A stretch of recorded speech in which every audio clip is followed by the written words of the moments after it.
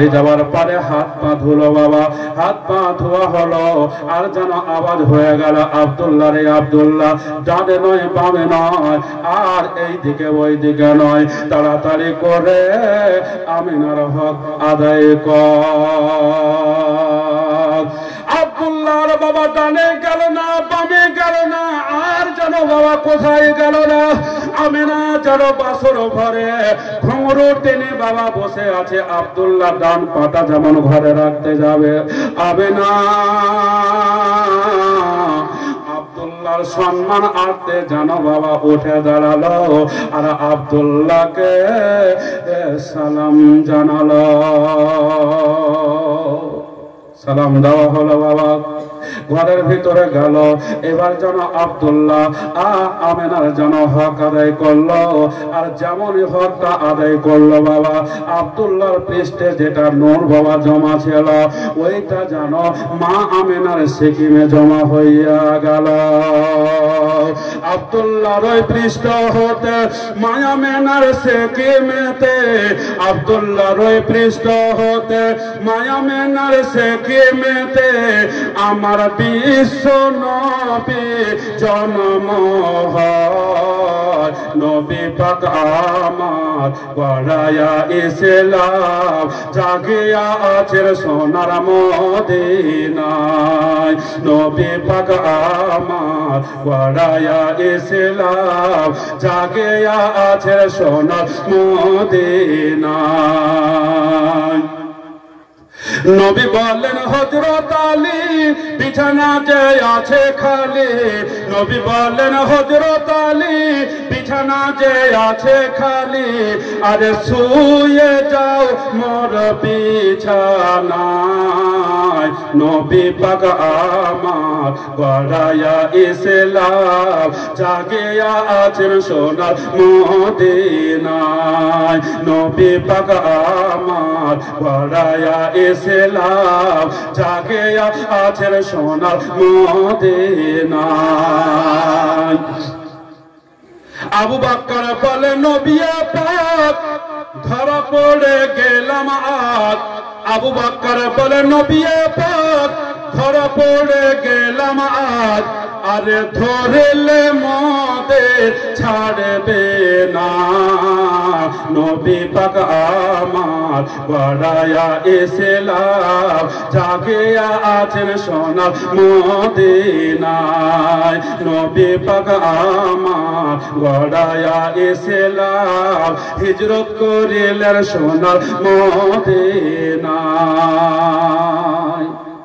এবার আব্দুল্লাহর পিছারিতে যেটা নূর ছিল বাবা, সেটা আমিনার সিকিমে পেটে জমা হয়ে গেল। আব্দুল্লাহ চলে আসলো। আবার তার পরের দিন বাবা শিকারে চলে যাচ্ছে। আব্দুল্লাহ চলে যাচ্ছে, ফাতেমা বসে আছে। আব্দুল্লাহকে দূর থেকে ফাতেমা দেখলো। ফাতেমা দেখছে আব্দুল্লাহর কপালে যেটা নূরে মোহাম্মদী চমকাচ্ছিল, ওটা আর দেখতে পাওয়া যায় না।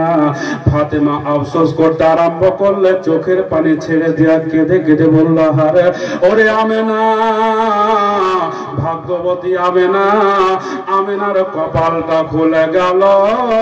আমেনা হলো শেষ নবীর আম্মা জান। আমার নসিবে জুড়লো না। আব্দুল্লাহ চলে আসলো। আব্দুল্লাহর দিকে চোখ ছেড়ে দেখলো না বাবা। আব্দুল্লাহ জিজ্ঞাসা করলো, বলে ফাতেমা। এবার আব্দুল্লাহ বলল, তোকে যার জন্য বিয়ে করতে চেয়েছিলাম সেটা এখন নাই, আমিনার সিকিমে জমা হয়ে গেছে, দরকার নাই। যাই হোক বাবা, অবশেষে আব্দুল্লাহর সঙ্গে ফাতেমার বিয়ে হলো না। আব্দুল্লাহর সঙ্গে যখন বাবা ফাতেমার বিয়ে হলো না, ফাতেমা আর দুনিয়ায় বেঁচে থাকলো না। ফাতেমা বলল, আব্দুল্লাহর সঙ্গে যখন বিয়ে আমার হলো না, শেষ নবীর আম্মা যখন হতে পারলাম না, এই জীবন দুনিয়ায় রাখবো না। আত্মহত্যা করে দিল বাবা। এমনি করে বাবা মক্কার অনেক মেয়েরা আব্দুল্লাহকে বিয়ে করার জন্য আত্মহত্যা করেছে। একজনের উপরে সবাই আশা করলে তো বাবা হবে না। আল্লাহ তো মিলিয়ে পাঠিয়েছে। আব্দুল্লাহ মানে হচ্ছে আল্লাহর বান্দা, আমেনা মানে হচ্ছে আল্লাহর আমানত রক্ষাকারিণী। আমার নবী হচ্ছে আল্লাহর আমানত রক্ষা করলো মা আমেনা। জোরে বলুন সুবহানাল্লাহ। ফাতেমা কি আর পাবে? মক্কার অন্য কোনো মা বোন কি পাবে না। এবার দেখেন বাবা, এবার আব্দুল্লাহ এবার যেন বাবা বাড়িতে থাকতে আরম্ভ করলো। নবী আমার মায়ের পেটে 2 মাস হয়ে গেল। এমনি করে 2 মাস যখন হয়ে গেল, মা আমেনা জানো বাবা, আমার নবী মুস্তাফা মায়ের পেটে 2 মাস হয়ে গেছে। মা আমেনা বুঝতে পারে নাই আমার পেটে কোনো সন্তান আছে। আর জানতে বা পারবে কি করে, বুঝতে পারবে কি করে? একটা কথা বলি বাবারা, আপনাদেরও মা বোন আছে, আমারও মা বোন আছে, আপনাদের বিবি বাচ্চা আছে, আমারও বিবি বাচ্চা আছে। মাইন্ডে নেবেন না বাবা। একটা কথা বলি, না বললে কথাটা খাপ খাবে না, জীবনীটা খাপ খাবে না। এই জন্য কথাটা বলতে হবে। আমার আপনার মা বোনদের পেটে যখন সন্তান আসে গো, আমার মা বোনদের যেন মিষ্টা বন্ধ হয়ে যায়, ঋতুস্রাব বন্ধ হয়ে যায়। আর মা আমেনার পেটে যে আমার নবী এসেছে, যেন ঋতুস্রাব জারি ছিল, বন্ধ হয় না। জগতের মুসলমান এমনি করে বাবা 2 মাস হয়ে গেল, জানতে পারে নাই। আল্লাহর পয়গম্বর হযরতে আদম আলাইহিস সালাম এসে জানিয়ে দিয়ে যেতে, তারপরে মা আমেনা জানতে পারতেন। 2 মাস হয়ে গেল। আব্দুল্লাহকে আব্দুল মুত্তালিব ডাকলেন। ডাকার পরে বললেন, ওরে আব্দুল্লাহ শোন বেটা শোন, সারা জীবন বনে বনে শিকার করে বেড়ালি রে বেটা, আর বনে বনে শিকার করে বেড়ালে হবে না। এবার তুমি তোমার ভাইদের সঙ্গে ব্যবসাতে চলে যাও, বাণিজ্যে চলে যাও। আব্দুল্লাহ বলল, আব্বা গো, আমি বাড়ির বাইরে কোনোদিন যাই না, একখানা খেয়ার ভেঙে 2খানা করি নাই। তবে আব্বা আপনি যখন বলছেন আমি চলে যাব, তবে আব্বা যাব। আমার ভাইদেরকে যেন ভালো করে বলে দেবেন, আমাকে যেন সঙ্গে করে নিয়ে যায়। যদি ঘুরে আসি আবার দেখা হবে, আর যদি মরণ খবর আসে, বাকি ভাইগুলোকে নিয়ে কাবাকে সামনে করে আমার জন্য আল্লাহর কাছে দোয়া করে দেবে। এই দেখেন বাবারা, এবার যেমন এই কথা বলা হলো, আব্দুল মুত্তালিব বললেন, বলে বেটা যা তাহলে তৈরি হয়ে আয়। এবার আব্দুল্লাহ চলে আসলো আমেনার কাছে। আব্দুল মুত্তালিবের চোখ দিয়ে ঝরঝর করে পানি ঝরে গেল। আহারে, আমার পেহারা বেটা আব্দুল্লাহ এত মুখ দিয়ে দামি দামি কোনো কথা বের হলো, মরণ কথা কেন বের হলো কি হবে জানি না। তবে আল্লাহ গো, আমার পেহারা বেটা আব্দুল্লাহকে তুমি সহি সালামতে দেশে ফিরিয়ে আনিও। আব্দুল্লাহ চলে আসলো, বলে আমেনারে যাবে না, আব্বা হুজুরের হুকুম হয়েছে চলে যাব ব্যবসাতে, এই জন্য তোমার কাছে বিদায় চাইতেছি রে আমেনা। আমেনা বলে, স্বামী গো, ও গো আমার মাথার তাজ, ও গো আমার মাথার মকর সোনা গো, অনেক কেউ ব্যবসা করতে যায়, বাণিজ্য করতে যায়, ব্যবসা করতে আপনিও যাবেন, ব্যবসা করতে যাই, ব্যবসা করে বাণিজ্য করে বাড়িতে ফিরে আসে।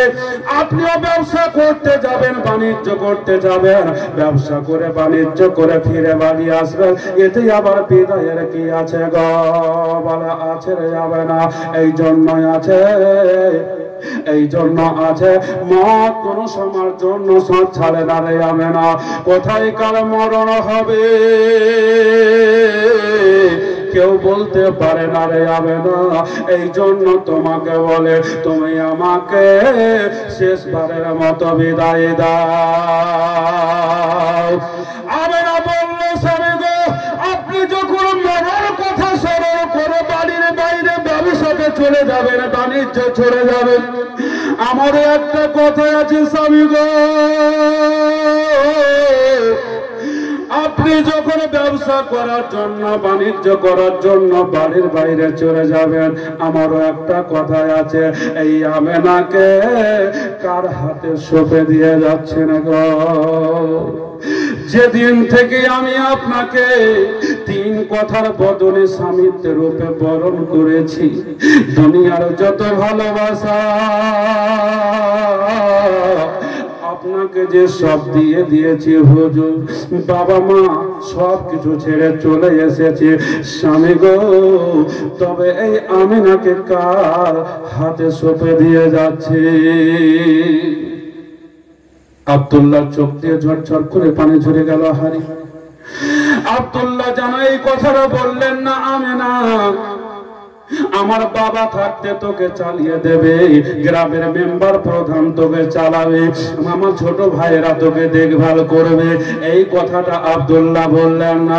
আব্দুল্লাহ বললেন, আমেনা ও আমেনা, আমি জানি আমার আল্লাহর দেওয়া ফুরায় না আর মানুষের দেওয়া কুলায় না, এই জন্য তোমাকে আমি আমার আল্লাহর হাতে সঁপে দিয়ে গেলাম।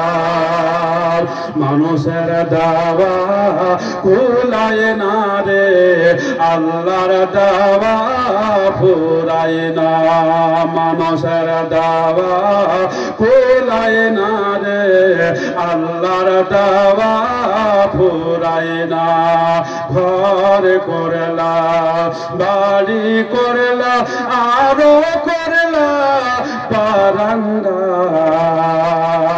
যতই সুন্দর করো তুমি থাকতে তুমি পাবে না, মানুষের দেওয়া কুলায় না রে, আল্লাহর দেওয়া ফুরায় না। এই দেখেন বাবা, যেমন আব্দুল্লাহ কথা বললেন, আমিনার আর কিছু বলা রইল না। এবার দেখেন যেন বাবা আব্দুল্লাহ চলে গেল, আর আব্দুল মুত্তালিবকে বলল, বলে আব্বা গো আমার ভাইগুলো কি কি ভালো করে বলে দিয়েছেন? বলে বেটা বলে দিয়েছি, আবার বলছে শোন। ওই আবার বড় বেটা হারিস, শোন বেটা শোন, ওই আমার বড় বেটা হারিস শোন, আমার প্যারা বেটা আব্দুল্লাহকে তোরা সঙ্গে করে নিয়ে যা, কিন্তু খবরদার আমার প্যারা বেটা আব্দুল্লাহকে তোরা যেন মারিস না, কারণ আব্দুল্লাহকে ছাড়া বাঁচবো না, দুনিয়ায় এক করে রে, আর আমার প্যারা বেটা আব্দুল্লাহ এক করে রে। ইসব পয়গম্বরেরা ছিল 10 ভাই, তারা ব্যবসা করার জন্য বাণিজ্য করার জন্য গিয়েছিল, আর ইসব পয়গম্বরকে তারা 9 ভাই ধরে একটা ইদরাতে ফেলে দিয়েছিল।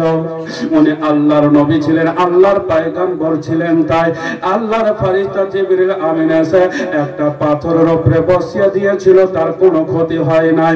এবার ইয়াকুব আলাইহিস সালামের বাবা 9 বেটা গিয়া ইয়াকুব আলাইহিস সালামকে বলেছিলেন, আব্বা হুজুর গো আপনার বেটা ইউসুফ আলাইহিস সালামকে বাঘে ধরে খেয়েছে।